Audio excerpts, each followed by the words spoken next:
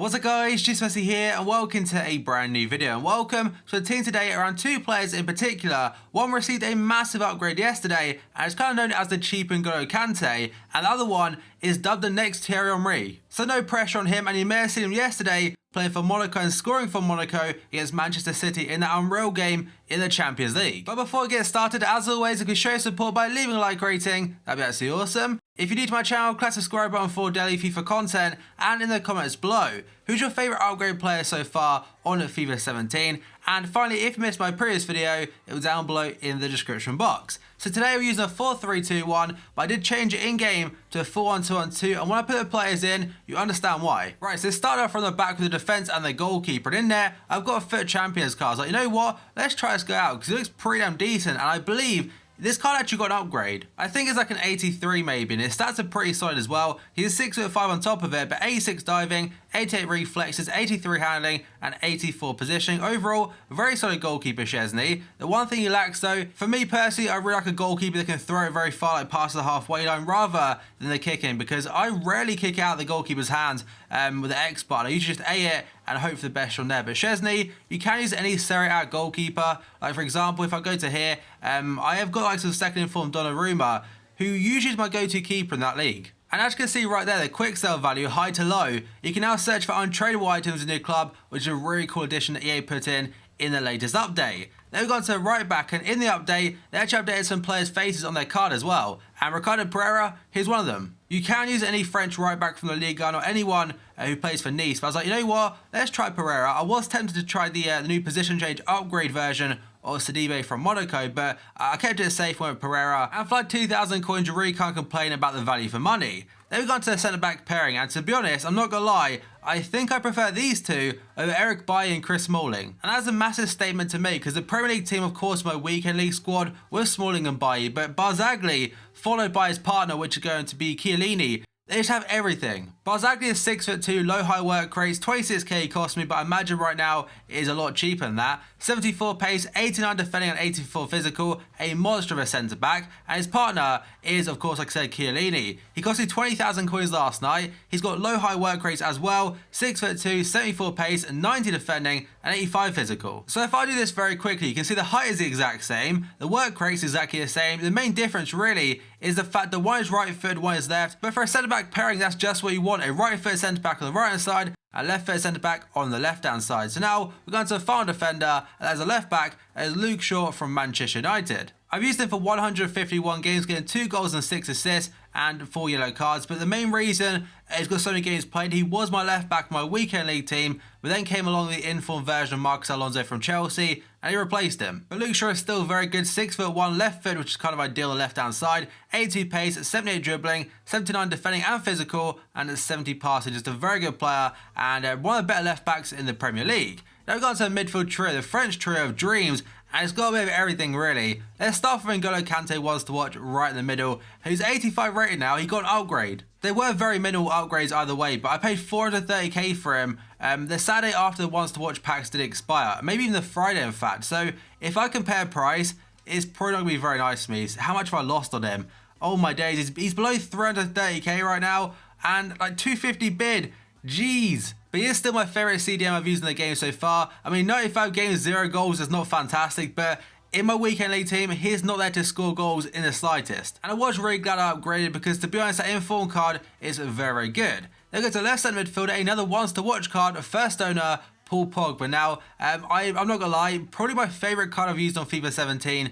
In general. He's 6'3", has got 4-star weak foot, 5-star skill moves, one more informal, one more special card, and he gets himself in an all-80 club with the 5-star skill moves, potentially one of the best midfielders we've ever seen. But I've played him 156 games now, 65 goals, 69 assists, and I think probably about 40 to 50 games in centre mid. The rest have been at cam. But 134 goal contributions in 156 games, like I mentioned, for a player that's only played like 100 games as a centre attack midfielder, that is ridiculous in my opinion. And that's why I like the card so much. Now we go to the final midfielder, and it's a player the video is actually based around. That is Willian Cyprien from Nice. Now before, he was a silver card, which was pretty decent, had a very solid informed card on top of that. And now yesterday, he got an upgrade to a 78. Look at those stats though, 80 pace, dribbling and physical, 74 shooting, 77 passing and 73 defending, 5'11", and he got 2 assists, 0 goals in 6 matches, but I was so impressed with him. He can do most things. He cost me 4.4k, and I may even call this video the cheap Kante. I know you can pick up normal Kante for like 10,000 coins,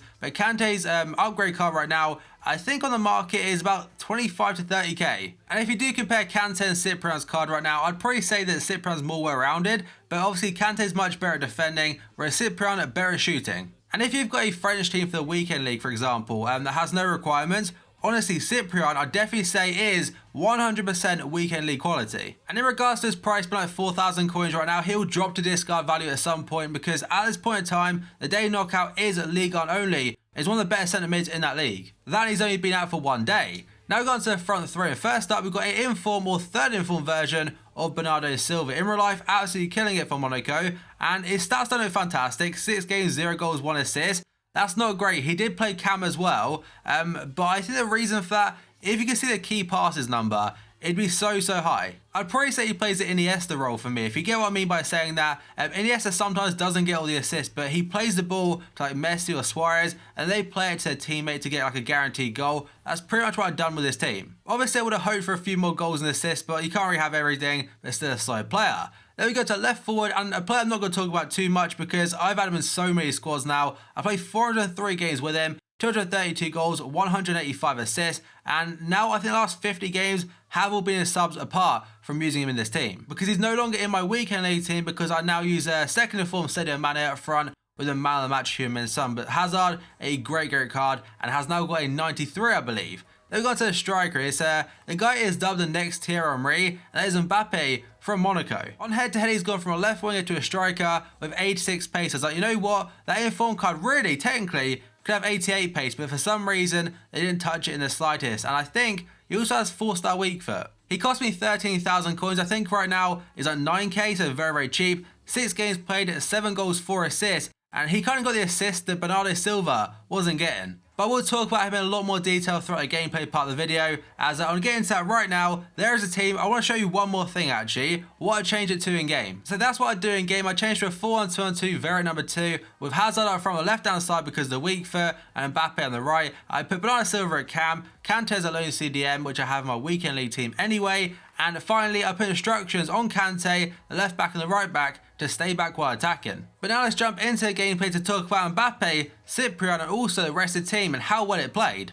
So the very first player I want to talk about throughout gameplay is going to be the main man, the cheap Kante as I'm going to call him, that is Cyprian. So he's 5,000 coins right now, that will drop to discard because of the day knockout like I mentioned before, and potentially he may cost like 2 to 3k, but his stats, I'd say are definitely worth it. He was a massive upgrade from a silver to a gold, and he feels like he can do everything. His card stats obviously suggest that. I think it's 80 pace, dribbling and physical. He's very well-rounded. For a card that's only 78 rated overall, and the team of the season, if he gets one, I think I saw on some sites he's very likely to get one as well. It could be an all-80 club player, which, given the fact he started off with silver, that is absolute madness. He's one of the most well-rounded French midfielders in the game. Obviously, they've got a wide selection. In fact, they have got now an upgrade to Tolisso, who'll be informed when this video goes live, which is a crazy card as well. I mean, there's so many potential 80+ rated cards for team of the season. I'm really looking forward to it. And then we go on to the final bit, actually not the final bit, the second player, and that is Mbappe. Known as the next Thierry Henry, no pressure kid whatsoever.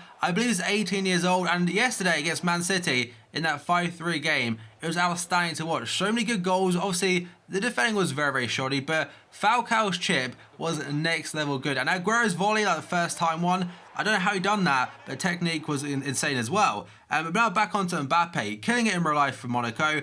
His finish was really good as well. For a player so young, the composure to bang that in past Willy Caballero, I was very much impressed. I really like how direct he is. I'm gonna have to start watching Monaco more often because their team is so young and they build like a really nice foundation to build upon. Of course, a lot of those players over the next couple of years, they could well leave to go on sites of Paris Saint-Germain, Barca, Madrid, your elite tier clubs. But Monaco, the way they're going about it, I'd say it's quite similar in fact to Red Bull Leipzig in Germany. Getting a lot of young players in thanks to a great scouting system and then performing really well as well on the main stage and stuff. But there is an example of Cyprian can do. He didn't score me any goals, but his runs from the back, like starting off in like CDM or whatever and pushing through, it's very much like what Pogba does to me as well. Of course, minus the 5-star skill moves. Then we got on to, I was expecting Mbappe's inform card to get the pace upgrade, like on head-to-head to 86+, but unfortunately, we did not see that. He's got a brilliant stats for a silver card. I believe in-game, 77 finishing for a silver is very good. Right there is an example of that in full flow.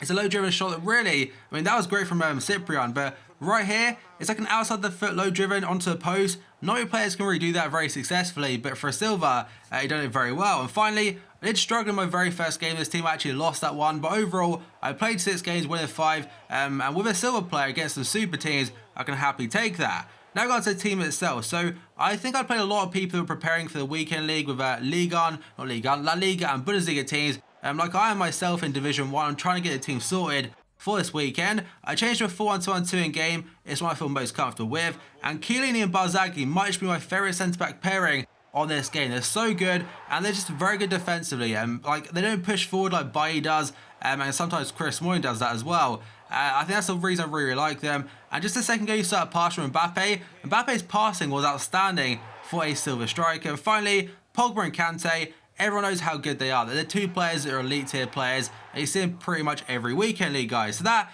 is going to be the end of the video. If you enjoyed it, show support by leaving a like rating. That'd be absolutely awesome. If you're new to my channel, click the subscribe button for daily FIFA content and in the comments below. Who's your favourite upgrade player so far on FIFA 17? And finally, if you missed my previous video, it's down below in the description box. So thank you for watching this video, and I'll see you next time.